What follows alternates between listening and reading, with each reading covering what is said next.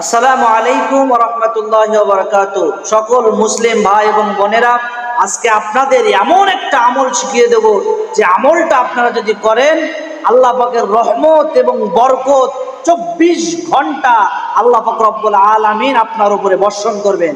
সেই আমলটা হলো এই, যদি আমি ফজর সালাতের পরে সূরা হাশরের শেষের 3 আয়াত তেলাওয়াত করি, আল্লাহ নবী সাল্লাল্লাহু আলাইহি সাল্লাম ঘোষণা করে দিয়েছেন, ওই ব্যক্তির উপরে 70,000 ফেরেশতা সকাল থেকে সন্ধ্যা পর্যন্ত মাগফিরাতের দোয়া করতে থাকে। সুবহানাল্লাহ। ব্যক্তি মাগরিবের সালাতের পরে সূরা হাশরের শেষের 3 আয়াত তেলাওয়াত করে, আল্লাহ নবী সাল্লাল্লাহু আলাইহি সাল্লাম বলেছেন, মাগরিবের পর থেকে ফজর নামাজের আগ পর্যন্ত ওই ব্যক্তির 70,000 ফেরেশতা মাগফিরাতের দোয়া করতে থাকবে। সুবহানাল্লাহি বিহামদিহি।